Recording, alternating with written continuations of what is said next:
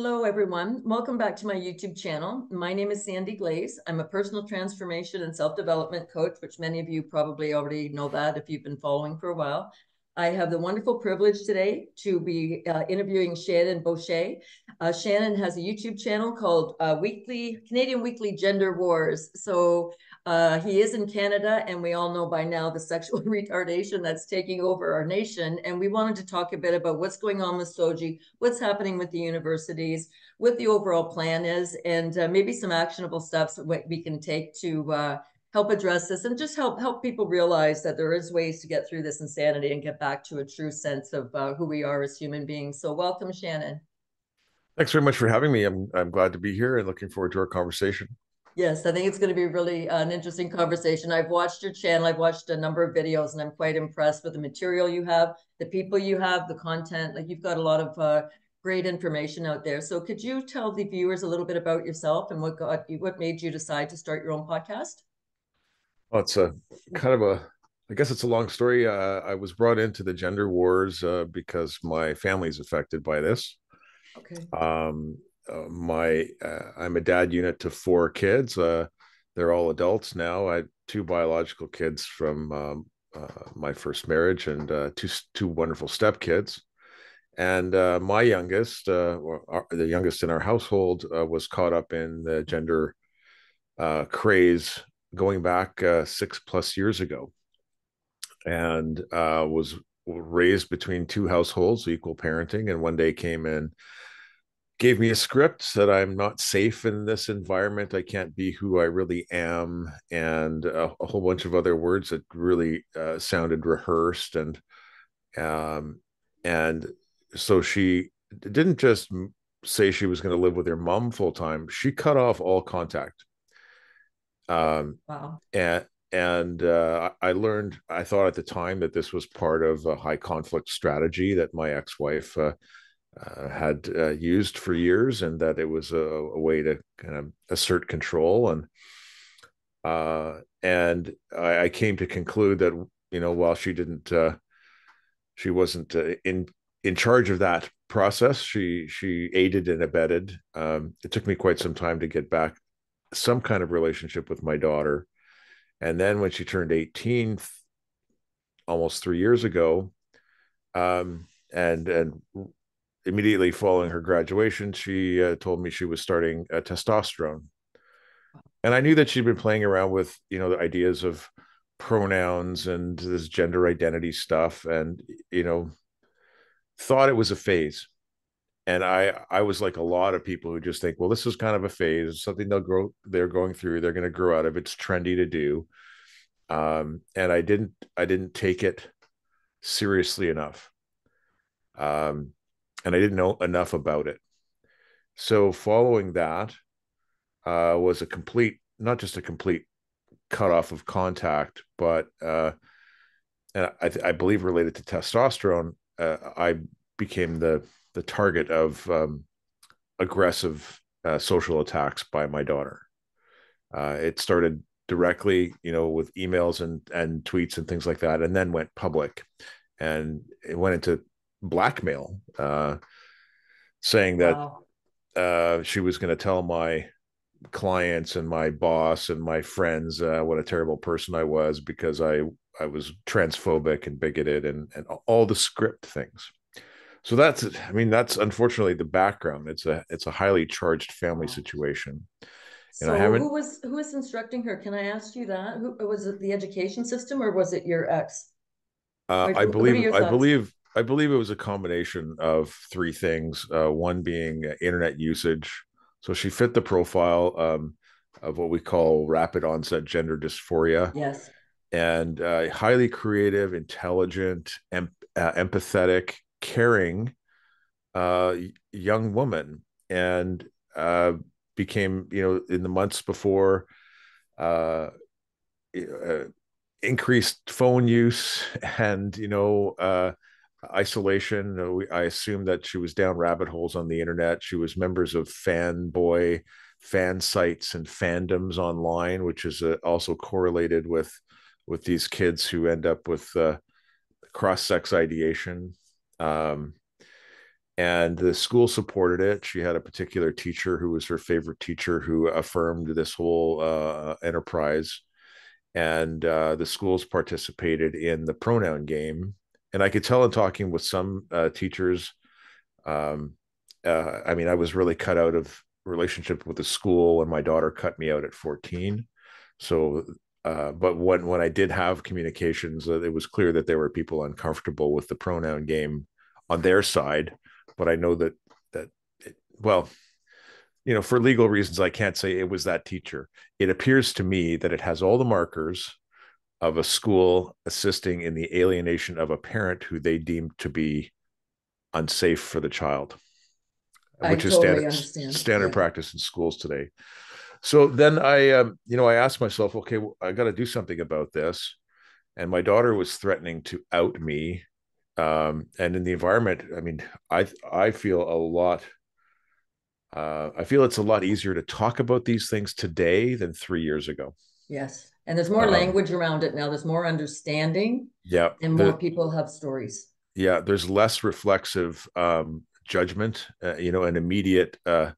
We had a process where if you were on the wrong side of this issue or several others, you're automatically a bad person, right? And so people would distance themselves, like block you online or stop being friends with you. And this happens within families too.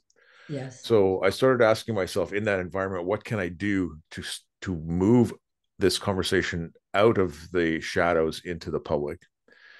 And a couple things happened in late 2021. Your viewers may know of him. His name is Chris Elston, otherwise known as Billboard Chris. Oh, yes. And Billboard Chris wears a sandwich board. He's had a tremendous influence on breaking this out into a public conversation and stopping the medicalization of kids with gender dysphoria. He came to Ottawa still very early in his efforts, and I went and stood with him and another person on a public street corner near a Catholic high school, a public high school, and a public middle school. And through the course of events, local politicians, the school board, and other activists whipped up a mob of about 300 people who mobbed us on a public street. It was a terrifying experience to be surrounded by a mob like this, chanting and pushing and spitting, and that really cemented in me that I have to do something about this, because if this is the state of affairs where elected politicians can whip up their constituents into a frenzied mob, then we have a serious problem in our society. I ran for school board the next year, part of a cohort of people across the country, a small cohort who decided to stand up and take the slings and arrows. And we were lucky to get them. In Ontario, the slings and arrows, we got published in CBC, CTV, the Globe and Mail published about this. And of course, we were called all kinds of names. Of We weren't course. It's given the any. way, yeah. We weren't given any extended any good faith whatsoever. Nothing that we said was given any credibility. But it didn't matter. The public is starting to recognize these patterns. So we had a tremendous series of victories in moving the conversation into the public sphere in the last couple of years.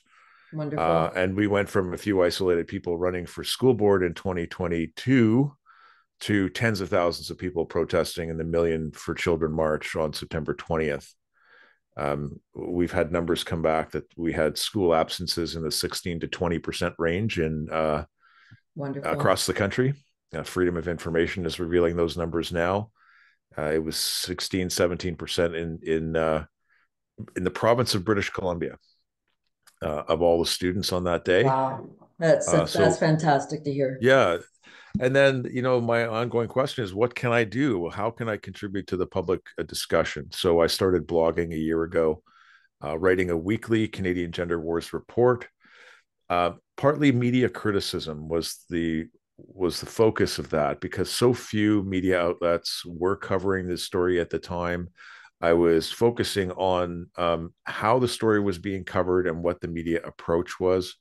um, and then focusing on some of the patterns that were emerging. So we've seen patterns of men who use female pronouns, who the police can't identify by their biological characteristics in order to warn the public that they're dangerous sex offenders. Police have no You know, intention of doing it anyways. We've got a lot no, of issues. they're kind of hands tied in lots of They're ways. not hands tied. I'm not trying to argue. That's not my point. But they're the ones who will protect the drag queen story hour. These men hanging their genitals out in front of the kids. They also protect the pride parade. There was a man here went down to file a report about books that were in the libraries, and the police didn't want to take the report. Yeah, The police told him he was going to give him some information or give him a confirmation. He went back 2 weeks later and they said, "There's nothing in your file." They're as complicit as anybody else. When you look at the number of children who are taken through Children's Aid Society and the police all back them up, they've got some responsibility in all this. There's no definition at the police in the police forces that even describe what is child sex abuse, and mutilating your genitals. Sorry, that is child sex abuse. yeah, We yeah, stand up within the community and call it out with the Muslims when they do it to the girls, but they don't. We don't call it out when the Western countries do it. Do you know what I mean? yeah. Like it's really horrific. And do you know, I was going to say, I used to think it was constituents and average people. What's really come down the tubes at me lately is it's the unions who Mm, are coming out and protesting anybody who yeah, speaks up. And there was a call back in September. I've talked about this a few times. And they were actually saying that they were going to send flying squads to terrify the parents or anybody speaking up. yep. But these are the so we've got a problem with Doug Ford, and I'm not picking on Ford. It doesn't matter who this is, but I think he's made promises to the unions. So now what they're doing is they're expanding the system because we don't have an economy in Canada. But what these people are union people. So they go out and they give them instructions to come in and terrorize the parents.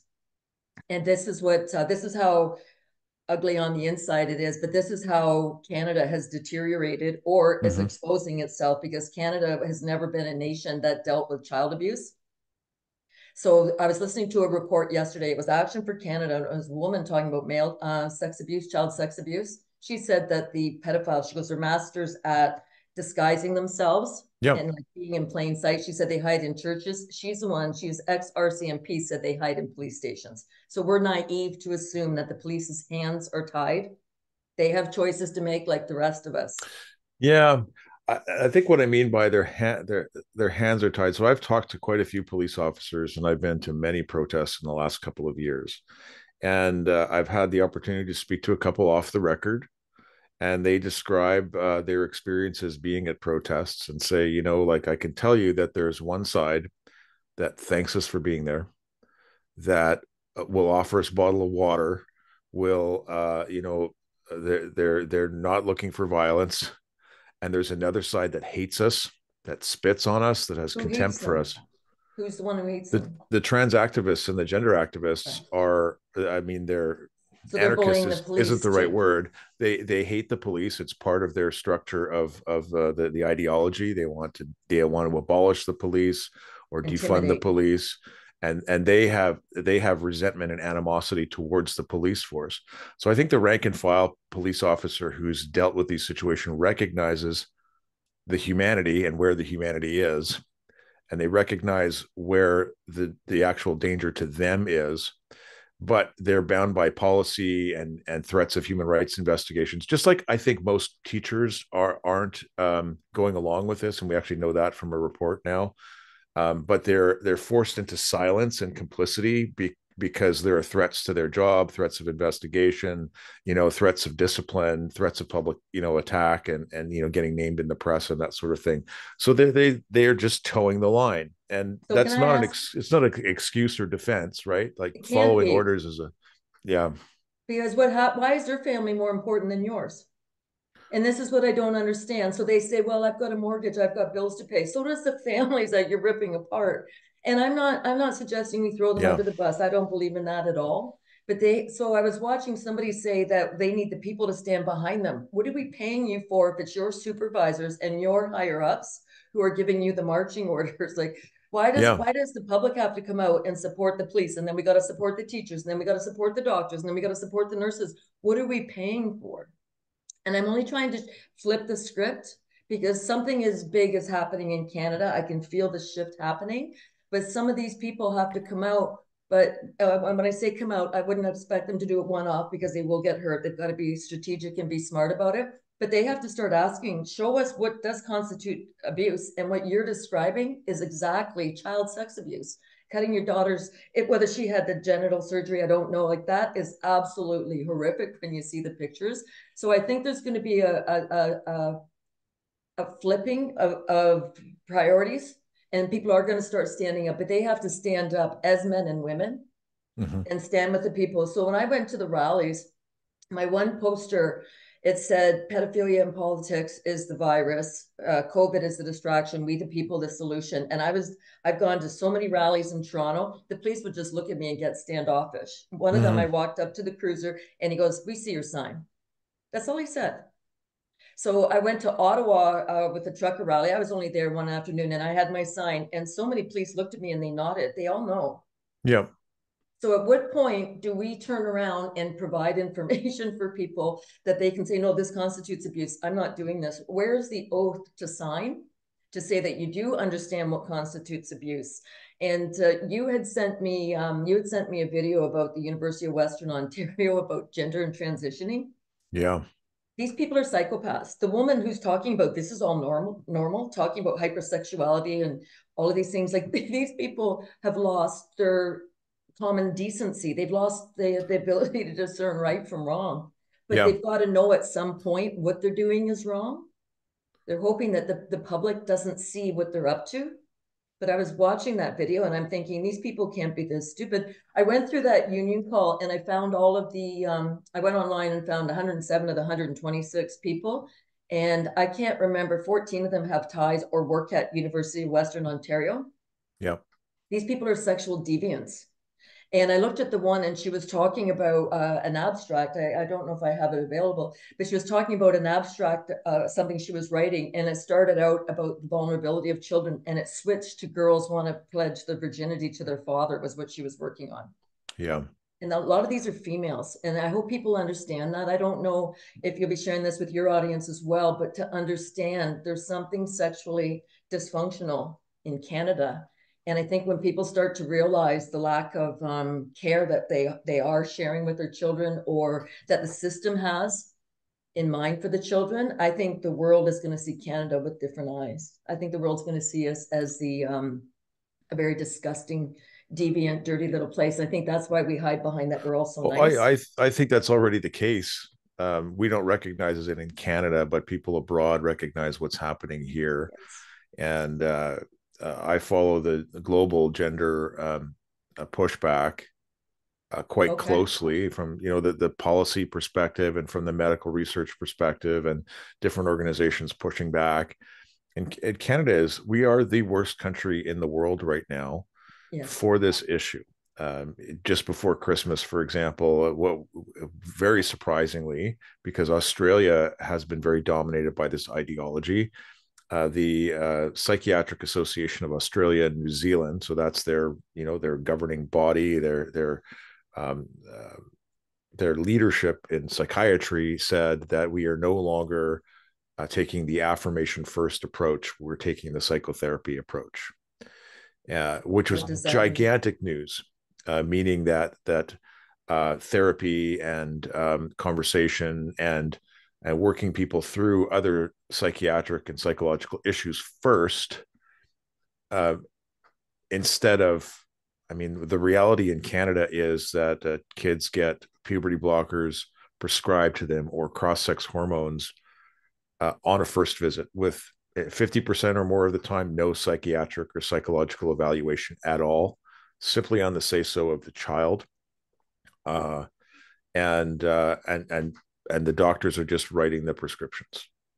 So and I suggest maybe we all keep an open mind on this, because in the United States, the American Psychiatric Association wanted to decriminalize pedophilia and call it a sexual orientation. This could be just another Yeah. ploy to get the control. You know what I forgot to add? The University of Western Ontario, they have a Center for Research and Education on Violence Against Women and Children, and they're all doing the tranny stuff right now. Do you know who it's run by? Peter Jaffe. Do you know who Peter Jaffe is? He's the one who said Carla Homolka had battered wife syndrome. These pedos are all in high places. He's one of the ones, he works at the Fourth R. They created a group, whether it's still functioning, I don't know, but with David Wolf at CAMH, Mental Health again in Toronto, Mm-hmm. they Yep. go and teach all the chief justices about sexual violence. So we're starting, the beauty of Canada, we're about a tenth of the size of the United States. So we can see more of the players because we're not playing on such a broad field. Mm-hmm. So we start looking at this. So I had, they know who I am. I've been in contact and they won't return my calls or anything. But I had somebody go on their website and look, there's no definition of what constitutes child sex abuse in Canada that's available to the public. So now, so the mental health people are behind all the initiatives. They're behind all of this gender ideology. They're behind the decriminalizing pedophilia. James Cantor, are you familiar with that name? He's the doctor in Yeah, Toronto, yeah, the Soji yeah, guy. So in 2014, he wrote an article. It was in the Toronto, or he was covered in the Toronto Star, saying, "Is pedophilia a sexual orientation?" And then a couple of years ago, these guys are starting to get panicked. Like there's humor in this too, right?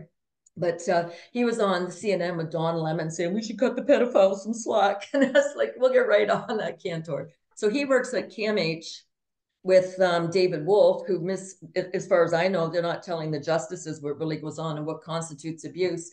But that was where Benjamin Levin, Dr. Benjamin Levin, he helped yep, co-create the sex ed curriculum. They all work at the same university. These guys are all perverts. So you got to wonder, why can't they have sexual relations with an adult female, like of the opposite sex? I don't know if David Wolf, I don't know enough about him. I'm just talking the other two, right? Because what's his name? Ben Levin said his wife's the one who got him into it and he couldn't wait to have sex with his grandchildren. This is who co-wrote the sex ed curriculum. I was at the trial 3 of the 4 days. It was disgusting, the things he was into. And what did the police do? Released him to his wife's custody. Like it's yeah. just so I, it's I've crazy. covered James Cantor's work, and I live tweeted the Amy Ham hearings in October, November this past year, about 8 days of hearings, and most of that was Cantor's expert testimony on behalf of Amy Ham. And I think it's, some of the stuff, and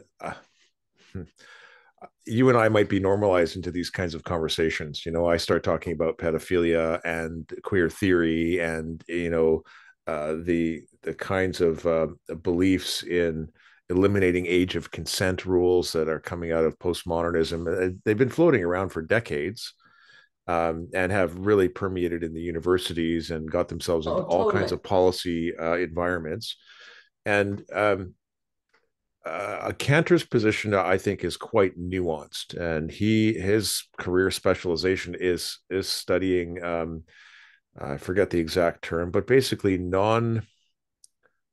um, non-normal is the word, abnormal sexual behavior, and has worked in his career with many pedophiles and people who are attracted to minors. And the idea of his studies and his research and publishing and what he does is to be able to understand how to intervene to prevent sexual offense by this cohort of people. So it's a dark and scary world. And at least in his testimony, and I followed days of it and the citations of his scientific work and the findings of his research, is that it actually his approach is actually to prevent um, these offenses and stop the predators and protect children. He talks Uh, a good game. I watched him too, but I didn't watch that hearing. But he talks a good game. That's just my take, and I'm not trying to debate like what your views mhm. are on him. But these people are master manipulators. And have you seen this map before? No. So this is the Great Lakes, and what happened, I don't know what year, 14 or 15, they wanted to populate 11 towns in Canada with the immigrant population, and where there was 5 of them in Ontario. And what I noticed, it started in Sudbury, went over to Sault Ste. Marie, over to North Bay, up to Timmins, Thunder Bay. But there's an energy vortex around the Great Lakes where we Yeah. are coming back into Windsor all the way up to Ottawa. That's known as Pedophile Alley. And we are right in the middle of that, and Toronto's in the middle of that as well. And I noticed when I just saw the report come out with all the government, the politicians in the federal government, they all came out and wanted to talk about whether they were going to make porn or sexually explicit material less available to to children. And they all, so I marked down all the nays. All the nays are Toronto, Kitchener, Niagara, Oxford, somewhat in London. So like these guys are trying to nail this down. I'm not suggesting that I'm right and other people are wrong. I'm just maybe suggesting that we stop giving them the benefit of the doubt. So why Yeah, isn't there a I primary? don't extend a lot of good faith in this area, in this world anymore. I'm deeply Totally. skeptical, um, and uh, and at the same time, I will um, suspend my judgment in a situation where there's a lot of information until I can hone in on on a conclusion. With Dr. Cantor, I see him advising, like he's advising the premier of New Brunswick right now on policy 713, and he is actually against the social transition at school. He's against the policy. He supports the premier in the actions to change these policies, um, that currently allow or have allowed boys into girls' locker rooms, change rooms, on overnight field trips, on, so, you know, I, I don't know what's behind the scenes. I know what I can see and measure, Yes. through the contacts that I have. I know that Dr. Cantor has testified many times in against the gender ideology, against the medicalization and sexualization of kids, and so I look on balance, um, at least the what I see in terms of evidence, and I tend to lean towards giving Dr. Cantor some benefit of the doubt, whereas he was testifying against a woman by the name or against her expertise and research by the name of Greta Bauer, who is an activist who, as she did some surveys and published that as research, and then she published more research that cited her surveys, and then she did more research that cited the surveys in a giant circular argument of self-aggrandizement and self-promotion, of basically lies about gender identity, gender ideology, what's appropriate for children and not. And he shredded her on the stand, and most recently in New Brunswick, he shredded her advice to the activists as basically fraudulent. So he operates in a world that's scary. The language is scary. The idea and some of the people that he's worked with in his career, in his studies, are very, very frightening people. At least what I see on the surface, I tend to think that Cantor leans more towards being one of the good guys than not. Time will tell, of course. Yes. And I respect Um, your opinion on that. It's okay to have different views on it. But I yeah, appreciate your information that you're giving. I wasn't aware that he was going right across Canada. and the U.S. Yeah, So, he's been instrumental in lots of the policy changes and the court hearings and the state legislatures that and testifying for the Republicans to ban these practices. So almost half of the United States now have laws against medicalizing children, gender affirmation for kids in various degrees, and he's been a strong contributor to that change. well, that's good to know because Ben Levin, they only brought one expert in to say that he was fantasizing in his trial in 2015. He was ex-CAMH. Yeah, So my point is, there's a lot of reason to still be suspicious, and it's okay to observe. What's CAMH really CAMH was taken over by ideologues 10 years ago, the activists, right? And at the time, I believe Cantor was the head of CAMH, or he became shortly afterwards. One of the researchers on transgenderism, Kenneth Zucker, was fired. He had 40 years experience. He'd worked with almost 700 people who identified as trans. He developed what they call a typology, or a map of the different types of people who have ideations that they're born in the wrong body. And there's a bunch of different kinds. There's 5, in fact. But Zucker had created this typology at the time before the explosion in young girls, and he differentiated young boys who were gay, who would grow up to be gay, being confused by these feelings and attractions as boys, thinking that they were girls. And so this youthful onset or presentation of dysphoria in young boys, they studied watchful waiting, like don't intervene, don't condemn, don't facilitate, and just let the boys grow up and be who they are. The prevalence or persistence of that dysphoria, discomfort with their own sexed bodies, only about 10 or 12%. So the 90% of these young boys just grew up and realized, hey, like I'm attracted to men, and I'm gay. And after the 80s, it became more socially acceptable to be gay and lesbian in our society, and they could just go on to live happy lives. The other type is what they call the autogynephile, which is, we all know this story as adults. A couple is married, and suddenly a man in his late 30s or 40s comes out as a woman. I'm transgender. I've always been a woman.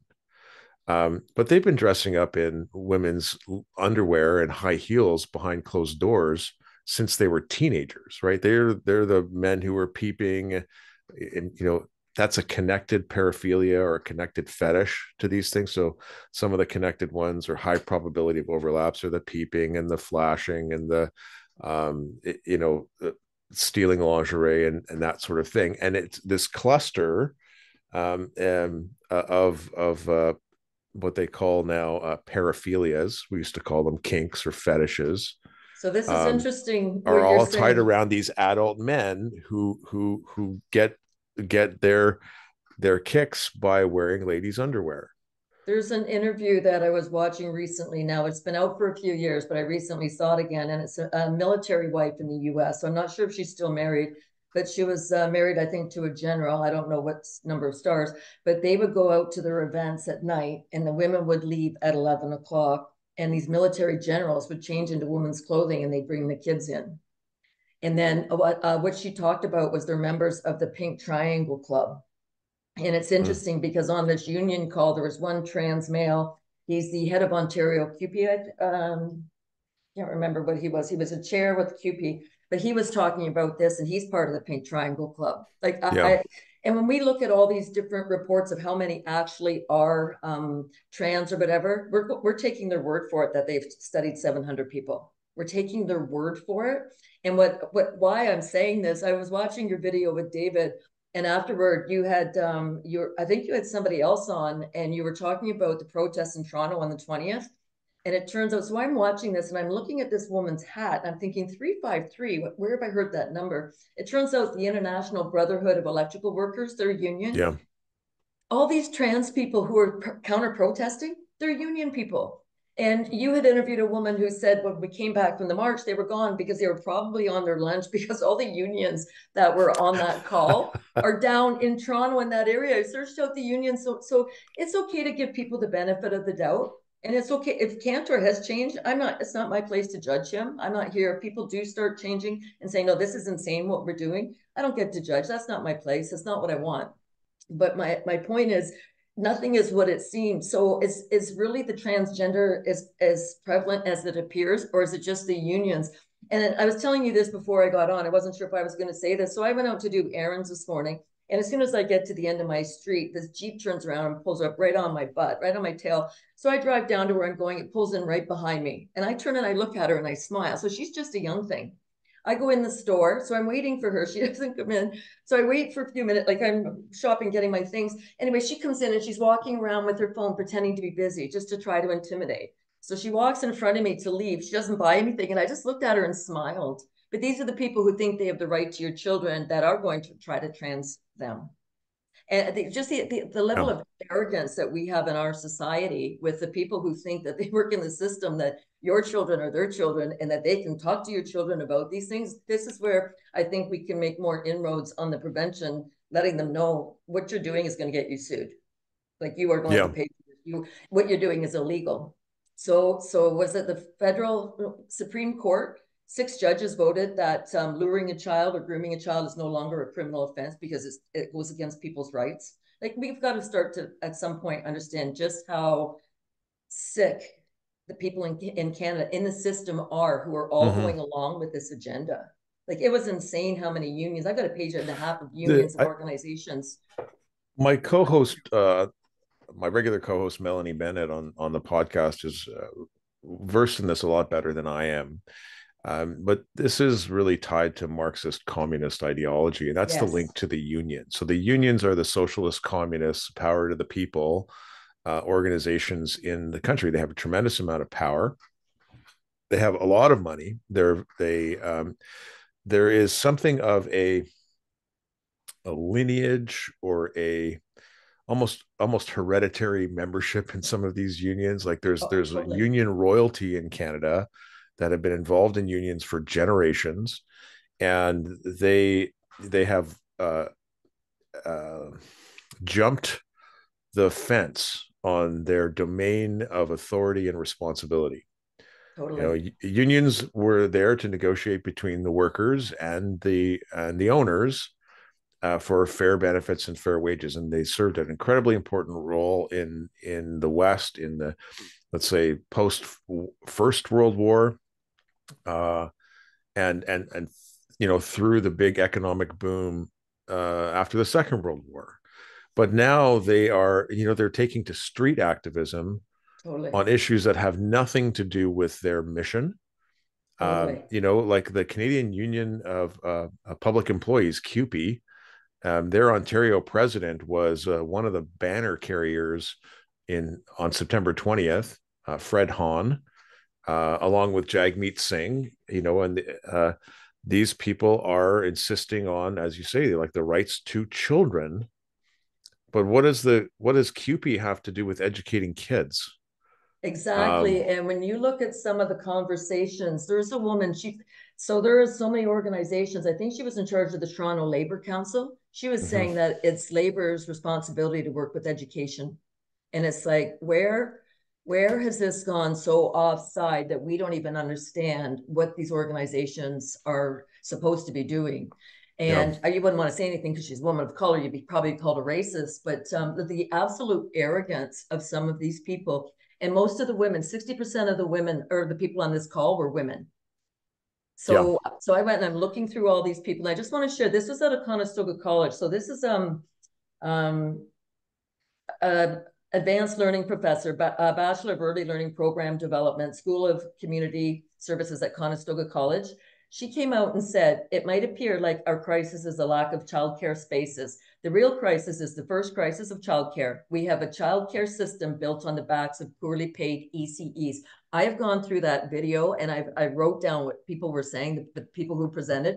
They're all talking about making sure the workers get paid first, look after the workers first, then the trans kids, then the regular kids. So this is their own ideology, is just their own greed. Then she goes on to say National Day of Action, November 30th, before system expansion. So this is what the new economy is going to be. You either work for the government and you're part of the 15-minute city structure. That's what I'm seeing. Before system expansion, expand public investments, fix the first crisis, which means pay them better, then grow the system. That is not a woman. These aren't words of a woman who cares about children. But when you mhm. look on the website in Waterloo Region, they talk about taking over the childcare from birth to baby's first year. Who do these people think they are? And I think exactly what you're saying, when we understand the scope of the arrogance and the Yeah, entitlement that they're displaying, but that's what I think is happening. Your person who was in Toronto who said they're all gone now. They were on their lunch break. That's what they are willing to do to the average person for their own financial gain. And I think when we see that, I think something's going to shift. But so recently, I don't know if you follow what goes on in the States. I don't follow it a lot, but I know there's a lot of games being played and psyops happening. So there was a recent vote, and they were counting hand ballots. But where the ballots were in popcorn containers. So I think, and I'm watching all the pride flags come down. Like a lot of things, I'm not seeing it on the streets and the schools anymore. I'm not seeing the sidewalks with a pride color. I think something big is happening that's bigger than what we can see. But I do believe somebody is watching to see all of this unfold within the universities, whether it's Canada, the United States. I think we're starting to see something is happening behind the scenes. That's a strong sense that I get. But I'm hoping it does, because these children deserve better than to have somebody sit there and talk to them about transitioning. So can I ask? We should probably be finishing up soon, but I was going to ask you about your opinion on self-esteem, because what I think is happening to a lot of these children, they aren't taught how to esteem themselves appropriately, and maybe their parents aren't familiar with it either. But if they liked who they were, would they really be transitioning? Right. What's your thoughts on that? Well, I think it's a really interesting question. And in the last year, year and a half or so, I've done a lot of studying of mass movements. Okay. Other words for mass movements, I would say mass destructive movements is a good qualifier. Mass psychosis, mass psychogenic illness, mass hysteria. Yes. Um, and there are times in history when we undergo significant social stress. It makes people more susceptible to these kinds of cults, which is what they are. They're just Interesting. very large, distributed cults, and they operate on a set of, sort of uh, standard patterns of behavior. What happens to somebody as an individual who plugs into a group like this is that they surrender their self for the group. So a lot of the stuff we're seeing right now, we talk about group identity politics. That's the anti-racism, that's the LGBTQ community, these are all group identities. And the Wow. groups don't care about the individual. The mass only cares about the group identity. So when you talk about self-esteem, what someone is doing is they are plugging into an authority system, a psychic structure that bypasses the self and subsumes the self with the group identity. The cult identity replaces the individual.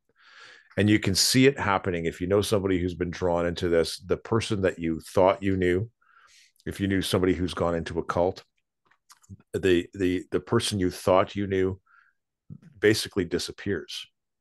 Wow. That light in their eyes fades, and they become the embodiment of the cult identity, which is why we get the slogans and the mantras and the same reactions and same responses and same thought stopping patterns when there's criticism or anything that tries to destabilize the group.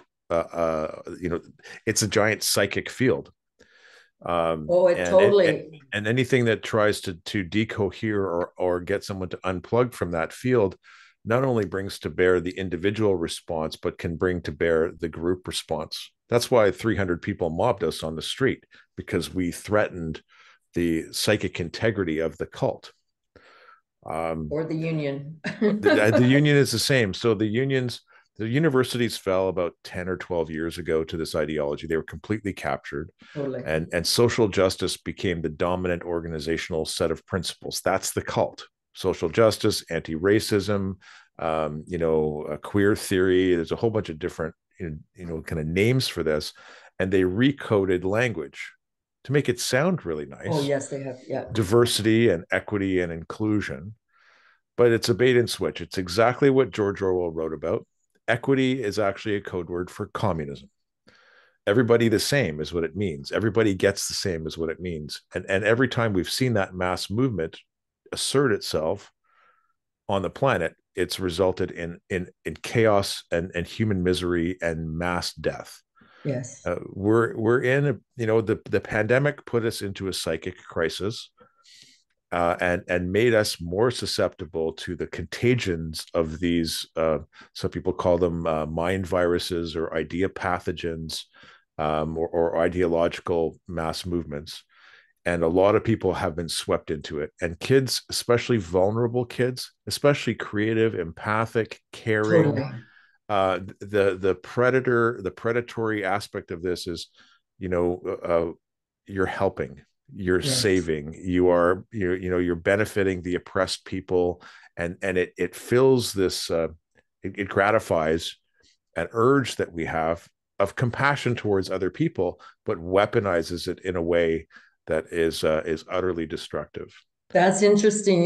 You're the first person who's explained it, that they're creative and they're empathic, because I believe we're waking up to a higher understanding in society in general, in humanity. Yep. What's happening, we've had such a left brain, what they call intellectual function, that they gave up the creativity and the feeling good for other people and caring about other people. And that's what the dark, whatever the darkness is, doesn't want. They don't want us coming from a loving place. And that's why a lot of, your that mound you have on your chest there, that's your thymus, right? Like your Yep. immunity. That's for some people in the spiritual communities, they call it the higher heart. They don't want us coming from our heart energy. So that would be the myocarditis, the pericarditis, um, just being able to connect. That's what the 6 feet apart we're all about, that you're not connecting to people because Yeah. it's our heart energy that they want to stop. And when you look, are you familiar with the governing vessel and central vessel and the meridians, like the acupressure points? I'm familiar with meridians and acupressure, but not Yeah, so governing. I'm not going to go into it in a great deal, but when you look at your central vessel, so it starts at your perineum and it comes up to your bottom lip, but they Yeah. all have each of these acupressure points have a number. Guess what the thymus is? CV19. They knew energetically to charge the higher heart with COVID-19. Hmm. Like these guys have thought of absolutely everything. But I'm really appreciative that you said it's the empathic kids. This is what we're trying to aspire to, that we're taking our left brain and balancing with our right brain functions so that we can get true to ourselves and into our higher self and be more in line with who we are as individuals. That's what they're attacking. So you put a few pieces together for me, which I'm very appreciative just by the way you said it. I wasn't sure what they called vulnerable. If vulnerable meant they didn't have somebody at home to talk to, but they're not. They're the empathic ones. So they're feeding Yeah. off their bleeding Creative, hearts. and one of the patterns is awkward, right? Is awkward and disconnected, and people who are susceptible to destructive cults are often at places where they are disconnected, where they feel alienated, where they've lost a sense of meaning and purpose. May I be the And devil's someone advocate? offers them a solution, Right. and they get drawn in because of that. So that's what makes them vulnerable. It's the lack of connection that they have, and a feeling of alienation or awkwardness.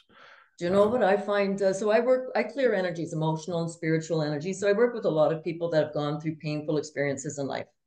And I don't do therapy. It's not my wheelhouse. I just work on the coaching, but I clear a lot of this energy. But a lot of these people who are empathic, it's not them. It's the world is so hard, and the yeah, world is so callous and cold and not very friendly overall. I'm not saying everybody's like that or anything like that, but they're all worried about money and getting ahead. They're worried about those low vibrational yeah, materialistic things. But these people, there's just not enough of them together that they can join and form their own circles of what do you call it, support. So a lot of times yeah, people waking up now, they're having trouble finding people that they can relate to because there's so many people on the other side that only care about their material wealth. They care about their cell phones. I'm not judging. I'm just saying it's time for the balance to swing the other way. But it's interesting that what you're suggesting is this cult is going after the caring, the loving ones, the kind ones that care about others. and deceiving them by Totally. making them initially feel like, here you're helping, you're going to be a helper, and you're saving, and by the time people get into it, they've lost their sense of self to collective identity, and the outcome that they create is completely the opposite of what they would have been promised. And that level Uh, of deception is just dirty pool. That is just dirty to do that to a child. A child is no match for an adult. And how do you break what's perfect in a child? You deceive them, you lie to them, you manipulate them, you mhm. try to throw them off their game. Those are the tactics that are being used on these children by telling them a boy, you're a girl. No, you're not. I think a lot of the educators, the only words I can come up with is sexual retardation when I hear what's coming out Yeah. of their mouths. They don't know who they are. And I wonder how many Mhm. of these educators actually like who they are. And I think it's time we started asking these women, what do you love about being a woman? Because I bet you these are the feminazis who hate themselves. That's the common, a lot of the feminists, a lot of these people on that Zoom call identify as feminists. When children are being hurt, they never stand up for the children. They only care about their own bank accounts, their own promotions, their own path and career path. They don't care about anybody else. And that's the heartlessness that's, from what I can see, is grabbing these kids that are the caring ones. It's really Yeah. interesting. So we have, There's so many different ways to look at it, right? yes, totally. I like some of the metaphors in mythology, and you can't see my bookshelf behind me, but I've spent 30 plus years reading, you know, global stories of religious tradition and mythology, and like these, when I use that word, I don't use it as a mythology being not real. I think the stories we tell ourselves are profoundly important in how we structure the world and our relationship to it. And so the stories that we're telling kids are not congruent with healthy development. No. We talked about the chakra system offline, and that's if you look at that, it's a developmental set of developmental stages that we all go through.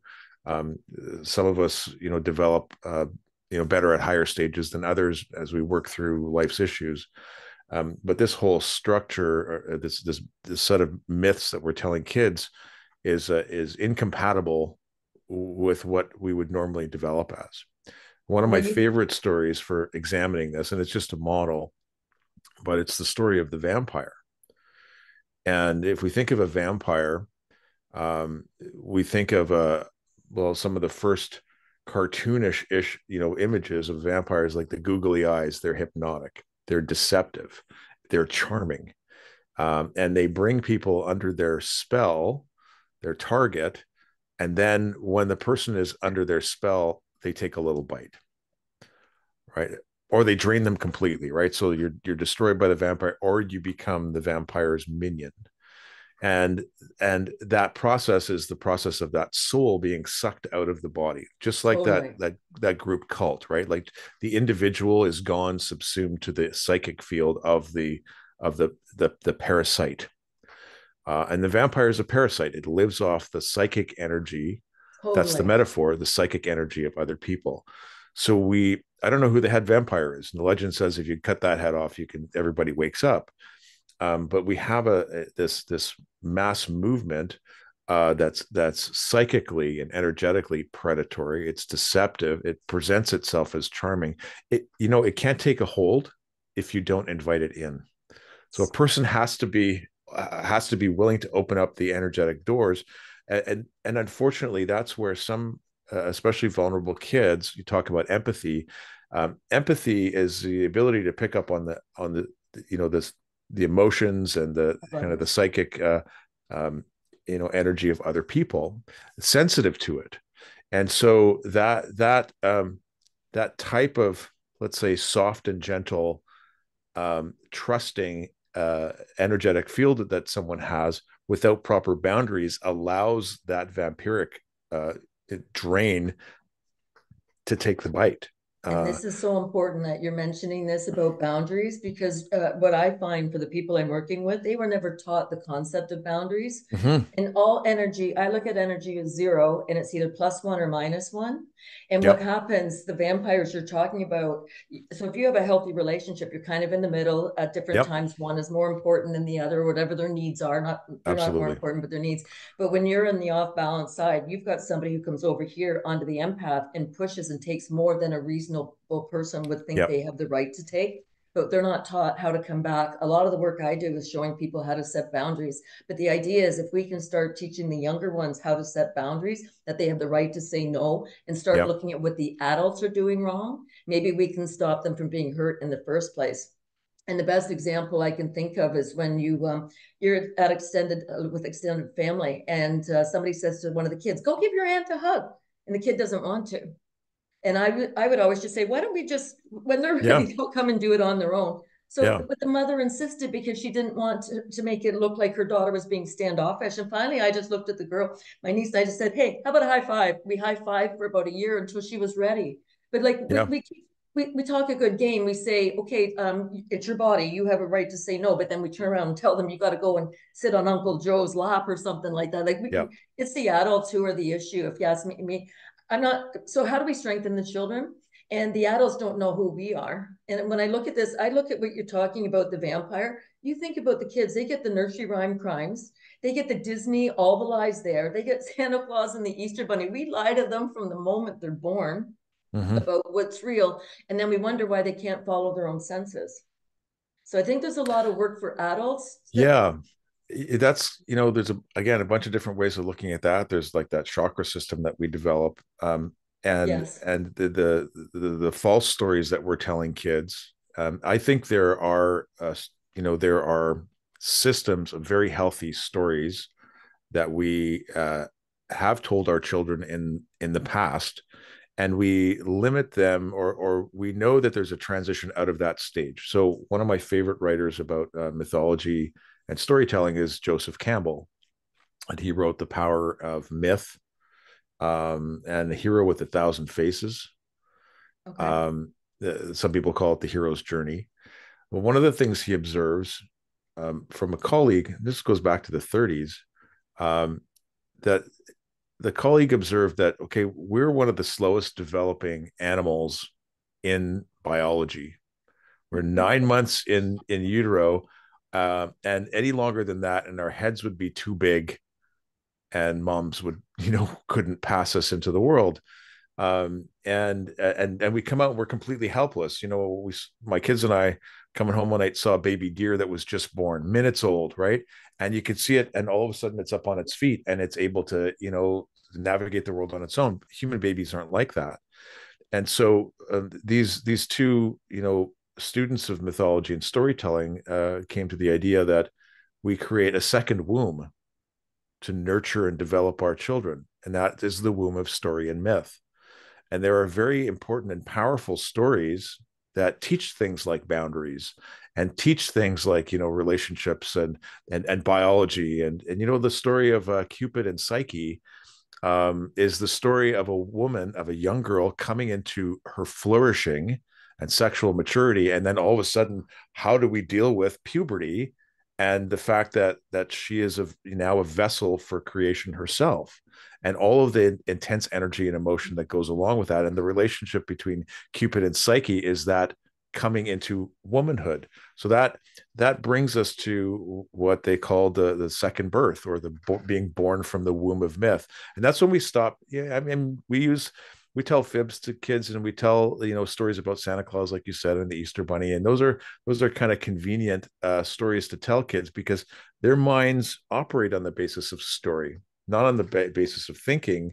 They operate on the basis of narrative. So the quality of the narrative about the world that we give kids, especially sacred story, of that stood the test of time, um, helps to mature our children in healthy ways. Yes, that's what we But the need. stories that we've been telling our kids, I mean, you get to kindergarten now, and a boy could be a girl, and a girl could be a boy, and they're teaching stories about, that make no sense from a biological and social point of view for human beings.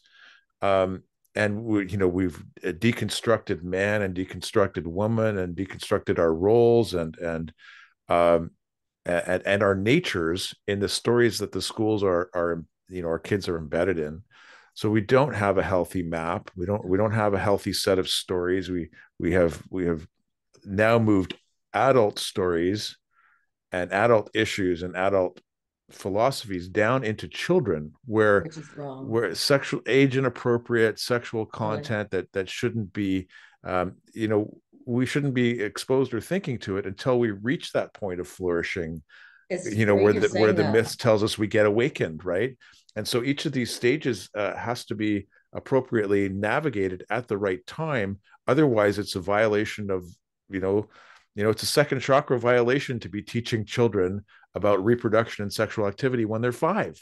Totally. And it's interesting because children, from research I've done, they don't think about sexuality until they hit puberty. And Right. before puberty, their energy is different.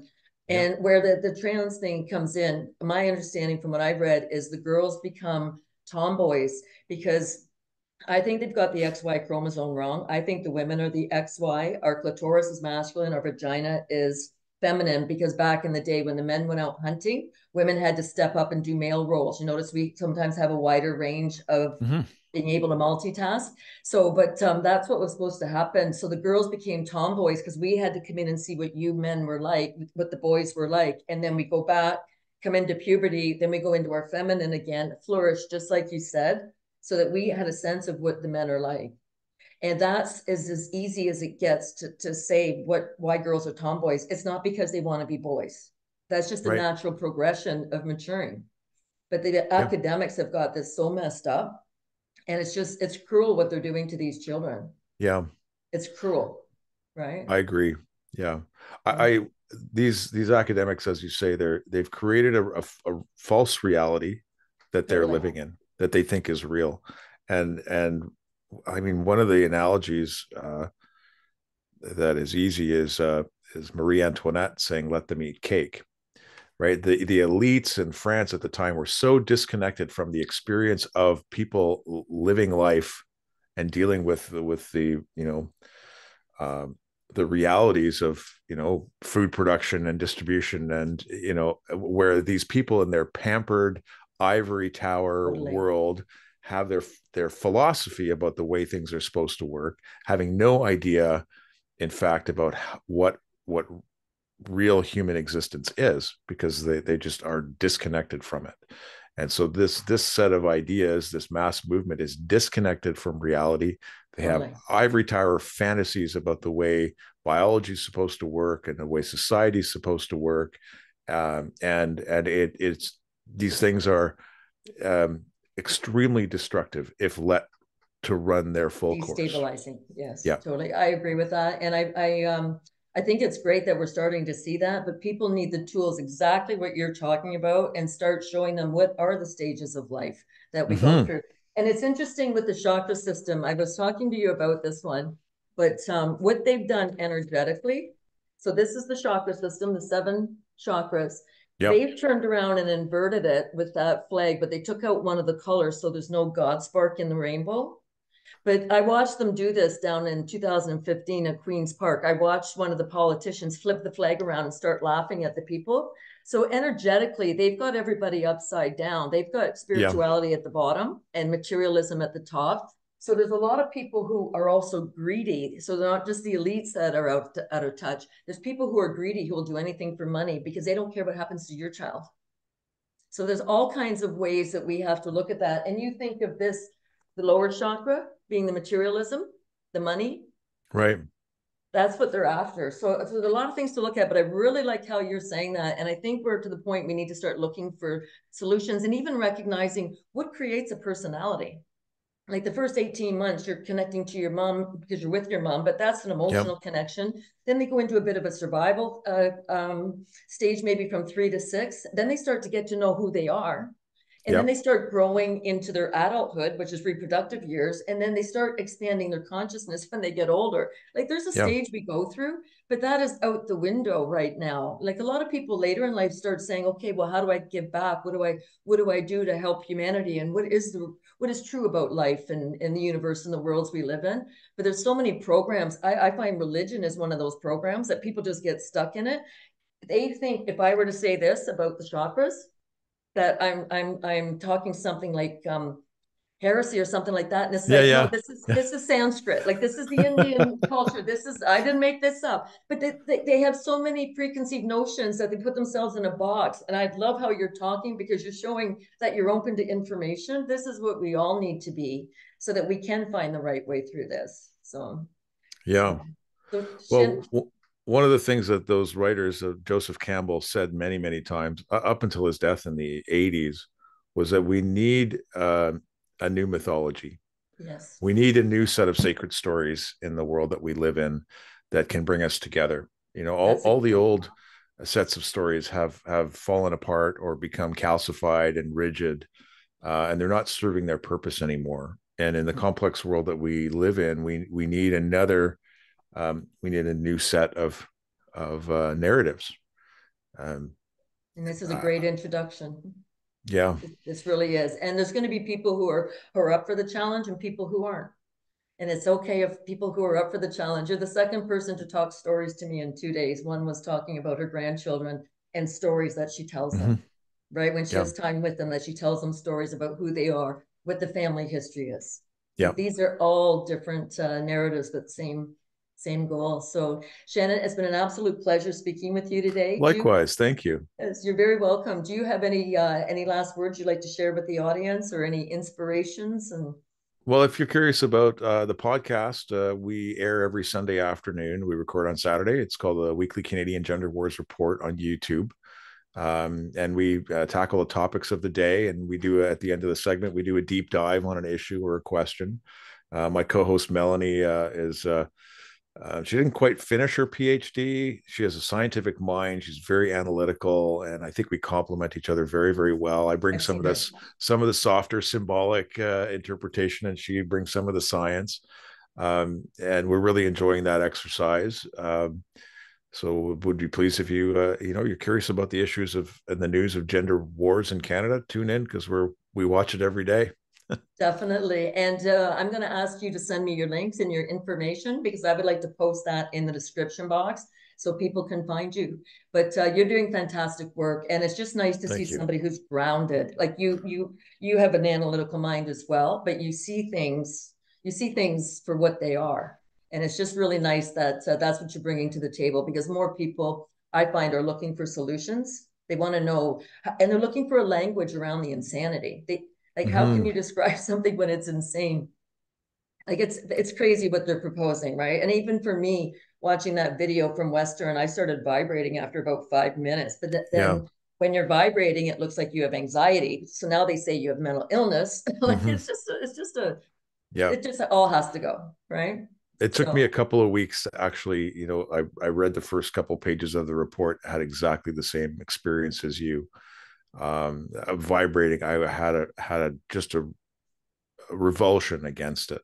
totally, Uh, revulsion's a word. and I had to, I had kind of let myself go into that space. It's I know. You have to see what the ugly is so that we can correct it too.